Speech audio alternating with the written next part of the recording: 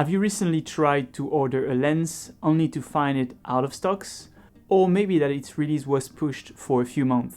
Recently, companies in the camera industry and other industries keep pushing the release of their products and discontinuing older products, all because there is a global chip shortage going on. And us Fujifilm users, we haven't been spared. So in today's video, I want to talk about the chip shortage, how it started, what its impact on our daily life, and how we can expect it to end.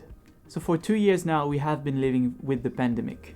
All of us are staying at home more and more, which led to a change of habits. This also means that people are more and more in need of electronic goods, for example, to set up their home offices, or maybe to have home gyms to stay fit and active. And overall, the amount of connected products is drastically increasing. In fact, since the beginning of the pandemic, the demand for electronic chips has increased by 20%. So at the beginning of the pandemic, companies wrongfully thought that the demand for electronic goods would decrease because people would be stuck in their home. And because of that, they closed some plants and relied on outsourcing more and more of the semiconductor production. And when the demand increased by 20%, they were clearly not ready to meet it. Furthermore, with companies outsourcing their production to cut down on costs, it has left them vulnerable to border restrictions and goods import and export, which has happened like never before with COVID-19. Additionally, Taiwan, which basically produces 50% of the global supply of semiconductors, has known its worst production in decades due to a huge drought, and because water is so important in the production of wafer, TSMC, which is the Taiwanese semiconductor company, could not meet the increase of the demand of the market during the pandemic. Additionally to that, in October 2020 and March 2021, two devastating fires happened at microcontrollers factories in Japan, which worsened the global production of semiconductors. Now you would think that I'm done listing all the reasons that justify this big mess, right? Well, not quite yet.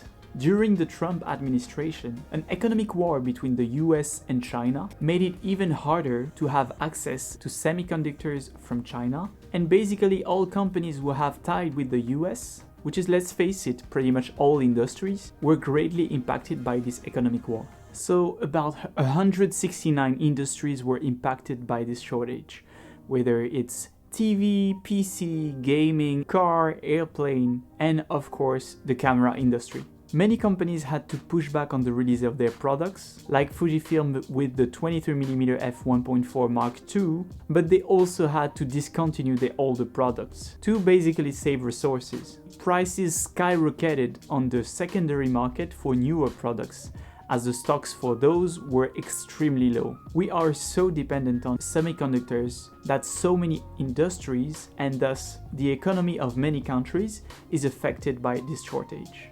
In order to solve this problem, many governments, such as the US or the European Union, have decided to issue executive orders to address the chip shortage.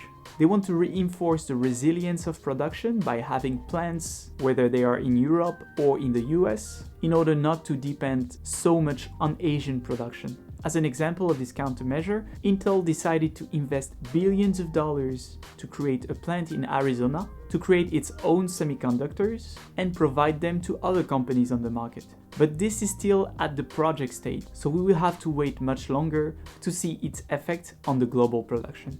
But until when will the chip shortage last? Well, according to optimistic productions, it should last at least until the end of 2022. But those are the optimistic ones. Other ones think that we still have to wait until mid-2023 to see the production level go back to normal.